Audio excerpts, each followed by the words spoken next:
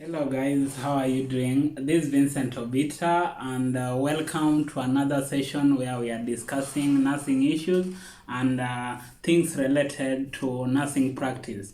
So for today, I'm going to take you off the aspect of OSCE that we've been covering in several videos that we do cover, and I still welcome everyone to follow the videos. Keep on practicing, pass your OSCE, get your pins, and welcome to band 5. Now my guidance is going to go beyond getting your pin. One thing that usually majority get to be connected with after they have passed their OSCE. Now after passing your OSCE, you get your pin, you get into supernumerary position for a few weeks or months depending on the trust where you are working on, and also in the wards. That will relate how you catch up with the activities in the ward or the unit you are working to. Now after working for this period, you tend to get off the supernumerary position, get into the preceptorship, where it usually goes up to around 1 year for different places, and this just ensures that you are able to practice safely and ensure you also get the skills, get used to the area where you are working to, and become as productive as possible. Now today I'm going to cover a certain area that is very critical. That's now the issues related to making yourself productive, not only to the facility where you are working to, and this now unto yourself. And this relates to issues to do with bank shifts and also issues to do with agency work. Now while you're having your primary or your main employer, you can have another job, usually described as job 2, especially for the international staff and things of that kind. But to any other staff, you can have your primary employer, then have another job. Now if you register within the same place where you are working, or within the same trust where you are working, this will be classified under bank shifts, and you will be paid the bank rates, which are usually slightly higher than what you are paid under your normal contract or employment. And this one has advantages in that you will just be working in area where you are used to.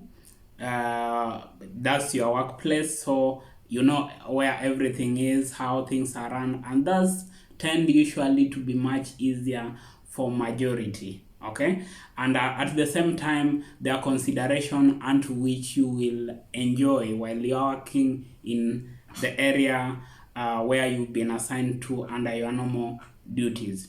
That now will fall under bank shifts. For the international staffs, unfortunately, you are only allowed to have 2 jobs. So that's your primary employer, and if you register for bank shifts, you can't register for agency work because that will be now classified as a 3rd job, and it might interfere with your visa. Now that is for bank shifts. Now let's talk about agency work, which also usually ensue when you start looking for some extra cash, of which is usually vital for everyone's survival, because that's usually a key motivator to majority of people. Now for agency work, it's usually you register with the various bodies that resource human resource in this case, and that's now nursing, for example, or healthcare associates and healthcare assistants and nurse associates, depending on area where you are interested to. Now for the agency work, you will register with these agencies, but now you will be moved to different hospitals or whichever place an opportunity comes about. And in this case, you can be moved either to a care home, yeah, or a hospital, can be NHS or private and things of that kind.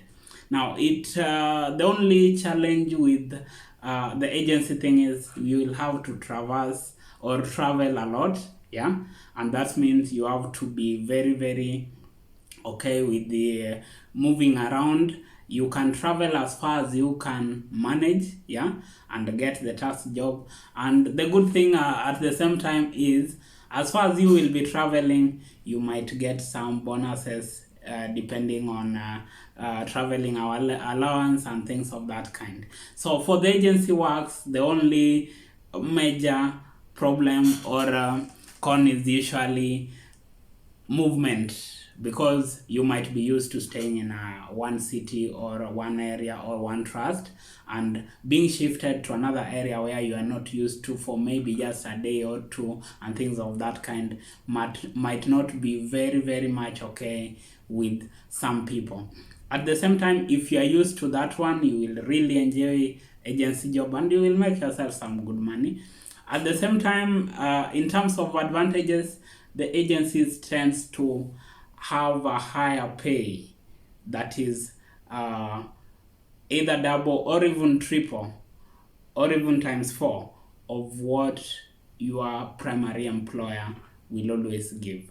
So this is one area that you can also invest in, so that you do your normal job, because you are employed for 37.5 hours and you have at least 20 extra hours which you can work beyond the 37.5 that is allocated to your primary employer. That's probably around 2 shifts per week.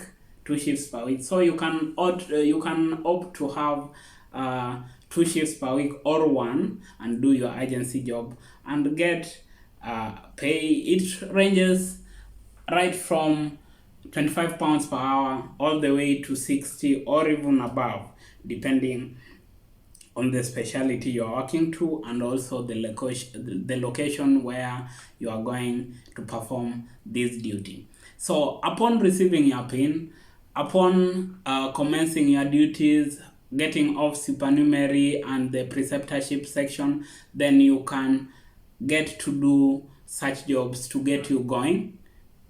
And not only that one, but also to ensure you sharpen your skills, because however much you get trained theoretically or whichever way, you won't be confident and you won't be able to do those skills if you are not practicing them. So by engaging in these activities, you get to have more experience and at the same time earn yourselves some good money that can sponsor various things that you pursue that's upon passing your OSCE. So that would be a very key aspect to consider in your nursing journey to the UK, and also for those who are coming in and also registering.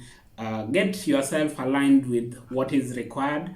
Get your PIN. After getting your PIN, get a number of things that will just facilitate you move around, be it the driving license, be it the DBS and such requirements. All those will be very key while now you are applying for your second job, and also getting to settle down upon your entry.